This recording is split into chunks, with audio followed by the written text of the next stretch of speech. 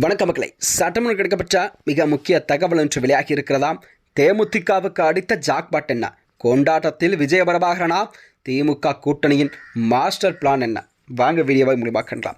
அதாவது தமிழகத்தில் நிலவக்கூடிய 2026 சட்டமன்ற தேர்தல் என்பது கண்டிப்பாக தமிழகத்திலே அனைத்து கட்சிகளும் சந்திக்கக்கூடிய ஒரு முக்கியமான தேர்தலாகத்தான் கண்டிப்பாக தமிழகத்தில் இந்த சட்டமன்ற தேர்தல் அமையும் என்பது அனைவரும் அறிந்த உண்மை.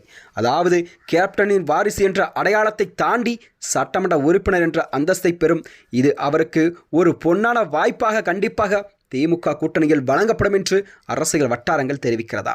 அது மட்டுமின்றி விஜயகாந்த் மறைவுக்கு பிறகு தேமுதிக சந்திக்கும் முதல் சட்டமன்ற தேர்தல் என்பது அனைவரும் அணிந்த உண்மை. இந்த நிலையில்தான் கண்டிப்பாக அதாவது தேமுதிகவானது திமுகவுடன் கூட்டணி வைத்த நிலையில்தான் அவர்களுக்கு கண்டிப்பாக 6 முதல் 8 வரை தொகுதிகள் ஒதுக்கப்படலாம் என்று திமுக தலைமை அறிவித்ததாம்.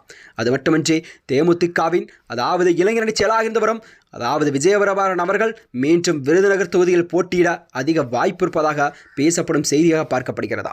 ஏனென்றால் கடந்த முறை நாடாளுமன்ற தேர்தலில் கண்டிப்பாக விஜயபிரபாகரன் அவர்கள் வெற்றி வாய்ப்பை நூலிலேயே தவறவிட்ட நிலையில்தான் இம்முறை கண்டிப்பாக விஜயபிரபாகரனுக்கு விருதுநகர் தொகுதி கண்டிப்பாக வழங்கப்படும் என்று தேமுதிக எதிர்பார்த்த நிலையில்தான் அதற்கான சர்ப்ரைஸ் ஒன்றை கொடுத்திருக்கிறார் ஸ்டாலின் அவர்கள். அதாவது தமிழக அரசியலில் 2026 சட்டமன்ற தேர்தலை முன்னிட்டு அரங்கேறுள்ள இந்த மிகப்பெரிய அதிர்ச்சி என்பது தேமுதிக திமுக கூட்டணி தான். குறிப்பாக விஜயகாந்தின் புதல்வர் விஜயபிரபாகரனுக்கு விருதுநகர் தொகுதி ஒதுக்கப்பட்டிருப்பதும் அரசியல் வட்டாரத்தில் ஒரு ஜாக்பாட் என்றே நிகழக்கூடிய செய்தியாக பார்க்கப்படுகிறது. கேப்டன் விஜயகாந்த் மறைவுக்கு பிறகு தேமுதிக எந்த பக்கம் சாயும் என்ற கேள்வியெல்லாம் விடையாக பிப்ரவரி 2026 அக்கட்சி திமுகவுடன் கையோர்த்திருக்கிறது. இந்த நிலையில்தான் தேமுதிகவின் அதாவது இளந்தலைவர் விஜயபிரபாகரனுக்கு விருதுநகர் சட்டமன்ற தொகுதி ஒதுக்கப்பட்டிருப்பது அக்கூட்டணியிலே ஒரு வெற்றிக்கான முதல் வித்தையாக இதை கருதப்படுகிறதா. அதாவது விஜயபிரபாகரனுக்கு விருதுநகர் தொகுதி ஒதுக்கப்பட்டதற்கு பின்னால் ஒரு வலுவான காரணம் இருக்கிறதா. 2024 மக்களவைத் தேர்தலில் இதே விருதுநகர் தொகுதியில் களம் கண்ட விஜயபிரபாகரன் மிக குறைந்த வாக்கள் வித்தியாசத்தில் மட்டுமே அவர் தோல்வியை சந்தித்துவிட்டார். முதல் தேர்தலே காங்கிரசின் மூத்த தலைவர் மாணிக் தாகூரை இணையாக வாக்குகளை சேகரித்து டெல்லி வரை கவனிக்கப்பட்டது. விஜயகாந்தின் ஒற்றுமை மற்றும் அவரது எளிமை அந்த பகுதி மக்களிடையே ஒரு குறிப்பாக பெண்களிடையே விஜயபிரபாகரனுக்கு ஒரு தனி இடத்தையே பிரித்திருக்கிறதா. வழக்கமாக தென் மாவட்டங்களில் திமுகவுக்கு தான் ஒரு சவாலாக சூழல் நிலவும்.